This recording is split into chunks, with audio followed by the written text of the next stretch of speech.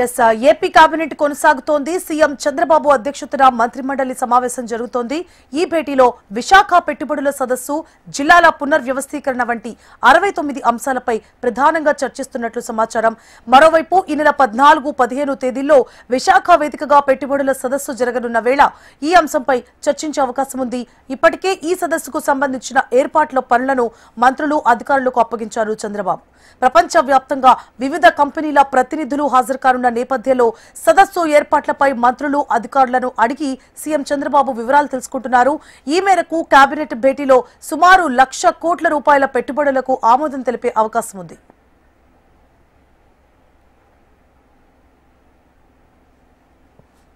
అలాగే ఇటీవల రాష్ట్రాన్ని అతలాకుతలం చేసిన మోంతా తుఫాన్ ప్రభావం, నష్టం అంచనాలు, పరిహారం వంటి విషయాలపైన చర్చించనున్నారు.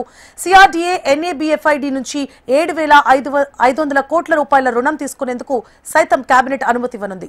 మరోవైపు రాష్ట్రాభివృద్ధి కోసం పలు సంస్థలకు కేటాయించిన భూములకు గ్రీన్ సిగ్నల్ ఇవ్వనుంది. కూటమి పార్టీలు ఎన్నికల్లో ఇచ్చిన హామీల మేరకు జిల్లాల విభజన చేసే అవకాశం కనిపిస్తోంది. ఈ మేరకు నూతన జిల్లాలు, రెవెన్యూ డివిజన్ల ఏర్పాట్లపైన కూడా కీలక నిర్ణయం తీసుకోనుంది మంత్రిమండలి. దీనిపై ఇప్పటికీ కేబినెట్ సబ్ కమిటీ సమావేశంలో నిర్ణయం తీసుకున్నారు. కేబినెట్ సబ్ కమిటీ నివేదిక ప్రకారం జిల్లాల విభజనపై ఆంధ్రప్రదేశ్ కేబినెట్ తుది నిర్ణయం తీసుకోనుంది. మరిన్ని డీటెయిల్స్ ని మా AP bureau chief Harikishan live లో అందించడానికి సిద్ధంగా ఉన్నారు. హరికిషన్. థ్యాంక్ యూ సువర్ణ. ప్రధానంగా ఈరోజు రాష్ట్ర ముఖ్యమంత్రి చంద్రబాబు అధ్యక్షతన కేబినెట్ సమావేశం ప్రారంభమైంది. అయితే ముందస్తుగా చంద్రబాబు తన సహచర మంత్రులందరికీ కూడా ప్రత్యేకంగా అభినందనలు తెలిపారు. ఎందుకంటే ఇటీవల మోంతా తుఫాను ఏదైతే వర్ష బీభత్సవంతో పూర్తిగా రాష్ట్రమంతా కూడా అతలాకుతలం అవుతుందని చెప్పేసి ముందస్తుగా హెచ్చరించినటువంటి నేపథ్యంలో దాన్ని అందరూ కూడా పూర్తిగా అవగాహన చేసుకొని ప్రజలకు కూడా అవగాహన కల్పించడంతో పాటు ప్రజలెవరిని కూడా ఇండ్ల నుంచి బయటికి రానివ్వకుండా పెద్ద ఎత్తున ప్రచారం చేయడాన్ని పూర్తిగా ఆయన స్వాగతించారు. ఈ నేపథ్యంలోనే ఈ ప్రజలందరినీ కూడా ఎక్కడికక్కడ కంట్రోల్ చేయడం వల్ల ప్రాణ నష్టం అయితే భారీగా తగ్గించగలిగారు. అలాగే ఇటు ఆస్తి నష్టాన్ని కూడా నివారించేటటువంటి ప్రయత్నం కూడా చేశారు. ఇందులో మంత్రుల పనితీరుతో పాటు అలాగే ఎమ్మెల్యేల పనితీరు అంతా కూడా పూర్తిగా సంతృప్తికరంగా ఉందని చెప్పేసి కూడా ఆయన ప్రతి ఒక్కరికి కూడా ముందుగా కితాబు ఇవ్వడం జరిగింది. ఈ నేపథ్యంలోనే ముందస్తుగా ఎవరైతే ఇటువంటి కార్యక్రమాలు తీసుకుంటారో దానివల్ల ప్రభుత్వానికి మంచి పేరు వస్తుంది. అలాగే ప్రజలకు కూడా ఎటువంటి ఇబ్బందులు లేకుండా వారి సౌకర్యాలకు ఇబ్బంది కలగకుండా చూసుకునేటటువంటి అవకాశం ఉంటుంది. కాబట్టి ఈరోజు ఆర్టీజీఎస్ సేవలతో పాటు అలాగే డిజాస్టర్ మేనేజ్మెంట్ ఏదైతే ఉందో అది పూర్తిగా పనిచేస్తుంది. సాంకేతికతను ఉపయోగించుకొని వచ్చేటటువంటి ఆపదను ముందుగానే పసిగట్టి దాని నుంచి ప్రజలను రక్షించేటటువంటి ప్రయత్నం సఫలమైనందుకు కూడా ఆయన అందరికీ కూడా ప్రశంసలు వెలిబుచ్చడంతో పాటు అందరికీ కితాబు కూడా ఇచ్చారు.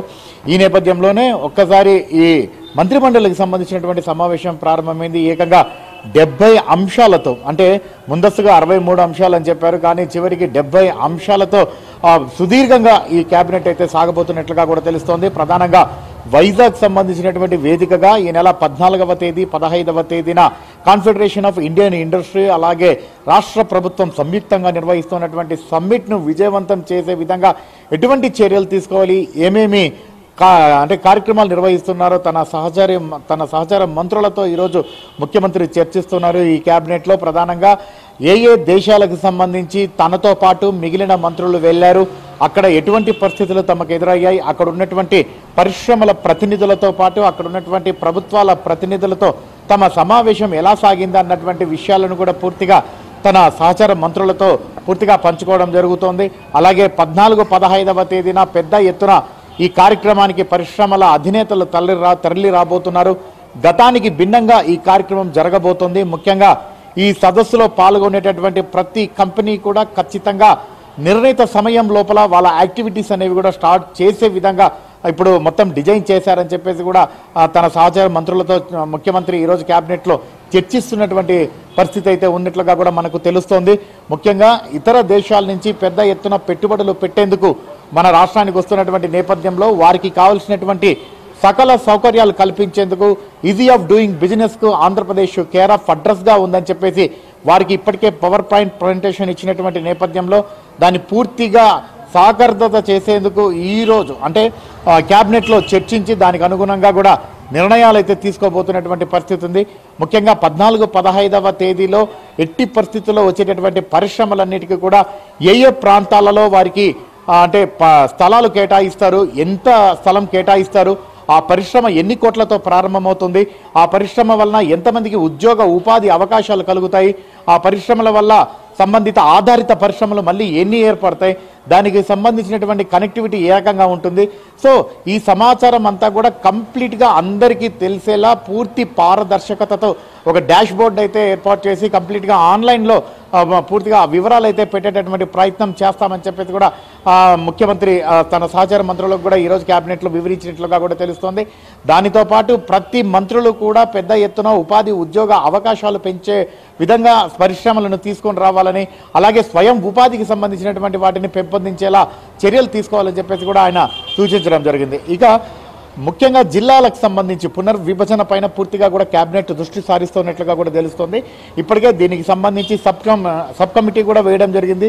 సబ్ కమిటీ కూడా పలు జిల్లాల్లో కూడా పర్యటించి అక్కడ ఉన్నటువంటి ప్రజల యొక్క పూర్తి సలహాలు సూచనలు కూడా తీసుకొని దానికి సంబంధించి ఒక ప్రత్యేకంగా ఒక నివేదికను అయితే తయారు చేసి సబ్ కమిటీ ఇటు రాష్ట్ర ముఖ్యమంత్రికి అందించింది.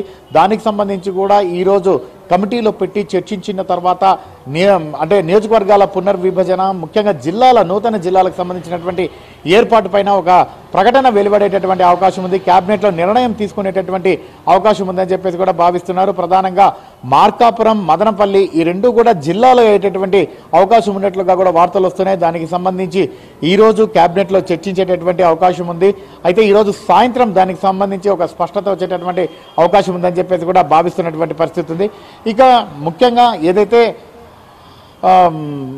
అంటే పొలాలకు సంబంధించి ఏదైతే కంప్లీట్గా ముందుకు పోతుందో దానికి సంబంధించి కూడా ఉప సంఘం వేసిందో, సో దానికి సంబంధించి నివేదిక కూడా తీసుకొని దాన్ని కూడా అమలు పరిచే విధంగా కూడా ముందుకు పోతున్నటువంటి పరిస్థితి ఉంది. అలాగే క్యాపిటల్ రీజనల్ డెవలప్మెంట్ అథారిటీకి సంబంధించి ఏవైతే నిర్ణయాలు తీసుకుంటుందో, ముఖ్యంగా డెవలప్మెంట్ ఏ రకంగా జరుగుతుందో వాటిని వివరించడంతో పాటు 7,500 కోట్లకు సంబంధించి అప్పు తీసుకునేందుకు పూర్తిగా అనుమతులకు సంబంధించి ఈరోజు క్యాబినెట్లో అయితే నిర్ణయం తీసుకోబోతున్నటువంటి ఆ పరిస్థితి కూడా ఉంది. మరోపక్క పోర్టుకు సంబంధించి నూతన పోర్టులను ఆహ్వానించే విధంగా, అలాగే అత్యధిక సముద్ర తీర ప్రాంతం ఉన్నటువంటి ఆంధ్రప్రదేశ్కు పెట్టుబడులు పెట్టేందుకు ఇప్పటికే వివిధ దేశాల్లో పర్యటించినటువంటి ముఖ్యమంత్రి చంద్రబాబు పూర్తిగా ఇక్కడ సంబంధించినటువంటి ఏవైతే సౌకర్యాలు ఉన్నాయో వాటిని ఉపయోగించుకొని నూతన పరిశ్రమలు ఏర్పాటు చేయాలని చెప్పేసి పిలుపునిచ్చిన మేరకు వాటికి సంబంధించి అవకాశాలని కూడా ఈరోజు చర్చించేటటువంటి అవకాశం ఉందన్నట్లుగా తెలుస్తోంది. కంప్లీట్గా కూడా 14, 15వ తేదీకి సంబంధించి విశాఖలో జరగబోయేటటువంటి సమ్మిట్ పైన పూర్తిగా ఎక్కువ ఫోకస్గా ఈ క్యాబినెట్ అయితే సాగబోతుంది. దాంతోపాటు మిగిలిన చాలా అంశాలకు సంబంధించి కూడా సుదీర్ఘంగా చర్చించి వాటికి క్యాబినెట్ ఆమోదం తెలిపేటటువంటి అవకాశం ఉంటుంది. Suvarna. Right, thank you for the updates Harikishan.